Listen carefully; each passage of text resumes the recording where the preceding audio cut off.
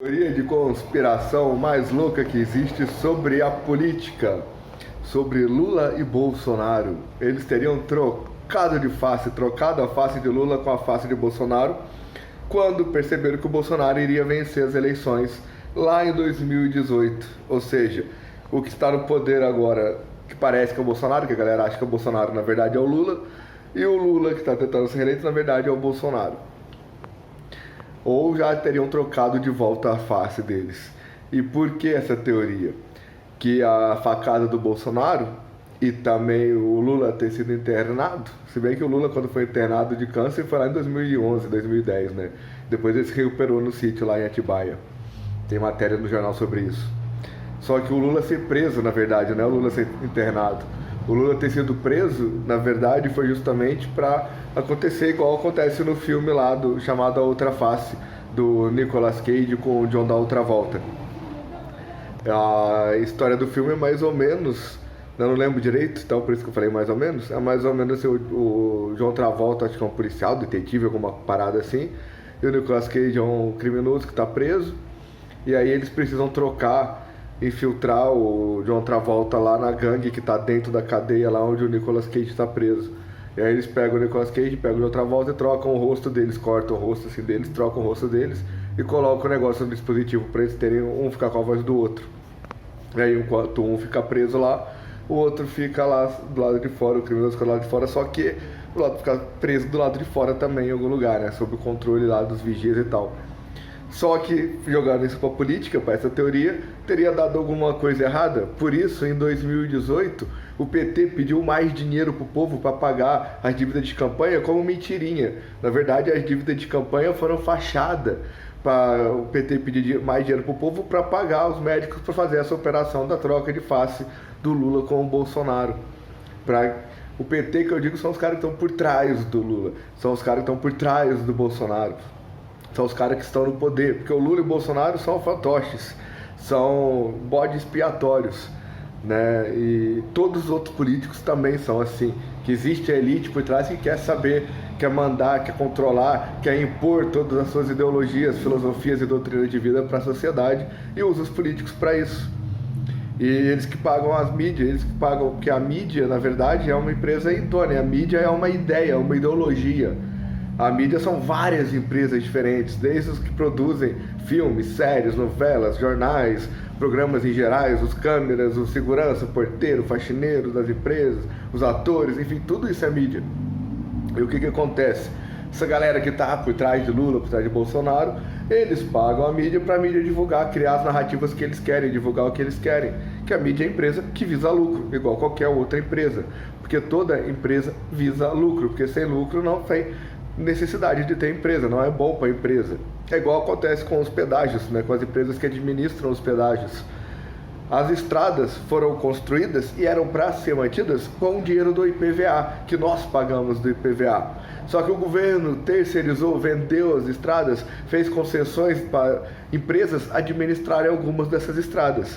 E essas empresas, com o dinheiro que elas ganham do pedágio, elas mantêm essas estradas que elas administram e mantêm todo o serviço lá, pagam os funcionários, o guincho, tudo mais, toda a estrutura que as estradas que tem pedágio têm.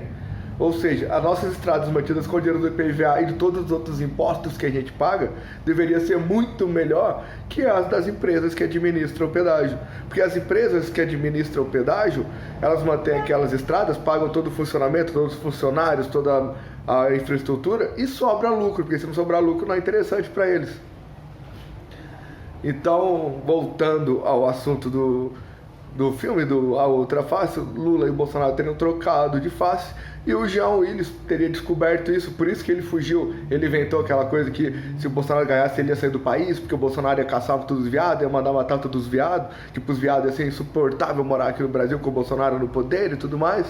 E aí ele fugiu do Brasil para dar essa desculpa, mas na verdade era mentirinha, era fachada, porque na verdade ele queria contar que ele descobriu esse plano dos poderosos por trás do Lula e de Bolsonaro para se manterem no poder, que trocaram a face deles do Lula com o Bolsonaro.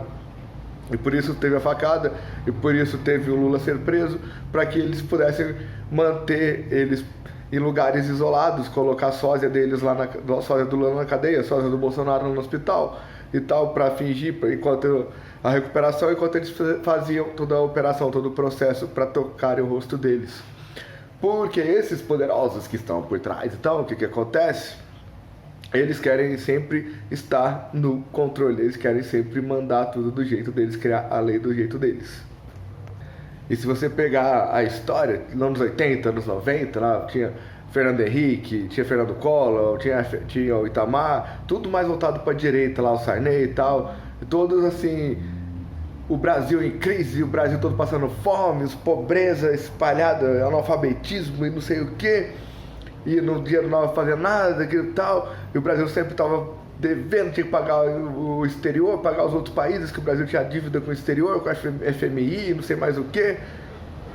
E aí, no finalzinho dos anos 90, o Lula foi traçado como salvador, fizeram uma narrativa pro Lula ser o salvador do Brasil, pro Lula dar um jeito no Brasil, pro Lula tirar o Brasil da mão, tirar o poder da mão da elite e devolver o poder pro povo.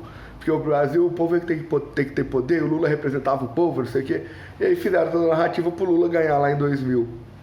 Aí de 2000 até 2018, o Lula fudeu com o país em crise, desemprego recorde, inadimplência recorde, tudo subindo, inflação, tudo fudido, o país, tá tudo errado, o maior índice de corrupção da história, e maior rombo no cofre público, o maior rombo da história e tudo mais.